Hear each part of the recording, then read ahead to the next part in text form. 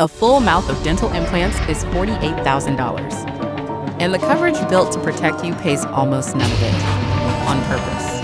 That isn't a loophole someone forgot to close, it's a design someone chose.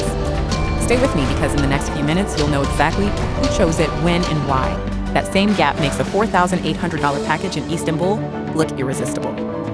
Here's the strange part. Real insurance exists to catch the catastrophe.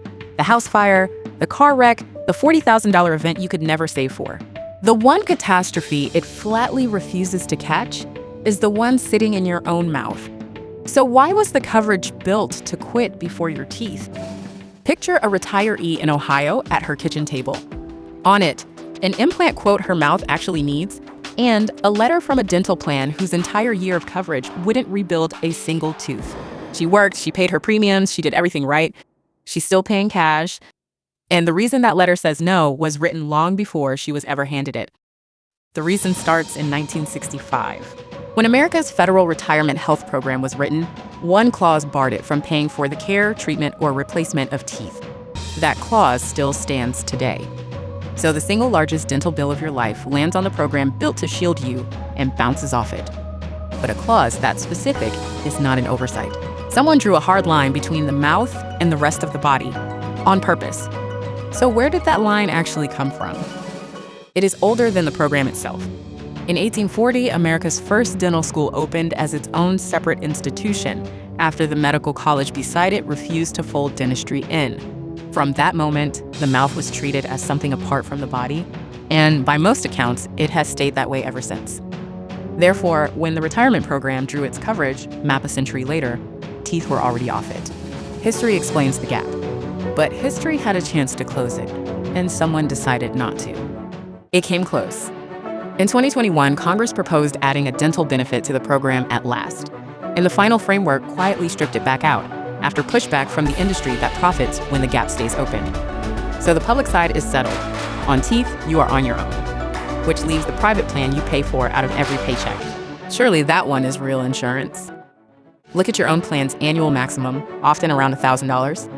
The Dental Association itself says that figure was set roughly 40 years ago, near 1985, and it has barely moved since. Had it simply kept pace with inflation, it would sit near $3,100 today. That is the government's own inflation index, 1985 to now. It did not move. So every single year, quietly, the cap covers a little less. And here is the tell. Real insurance pays small, predictable bills up to a low ceiling, then stops cold. It was never designed to catch a mouthful of implants, which is exactly why a $48,000 implant is effectively uninsured, and why a $4,800 package abroad stops looking like a gamble and starts looking like arithmetic. America is one machine.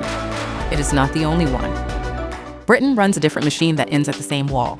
Its health service is built around clinical need, restoring basic function, so it funds implants only in exceptional cases: cancer, serious trauma, or being born without teeth.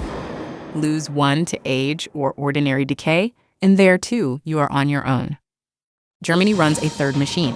Its public system pays a fixed share of standard care, a little more if you have kept up your checkups, but never the implant itself. 3 countries, 3 designs, one identical outcome. You pay for the post. So the gap is not a glitch in one country's paperwork. It is the shape of all 3. A century-old split, a 1965 clause, a cap frozen in place, a benefit killed in committee. None of that is bad luck. That is architecture. And every layer of it does the same quiet thing. It leaves the $48,000 bill sitting entirely on you. That is the engine. That is what makes a $4,800 Istanbul package feel less like a leap and more like the only door still open. You saw that number in our last video. Now you know why nothing at home will cover it, and next we follow the money to whoever sets that number in the first place. Subscribe, the real cost of care, no clinic ads.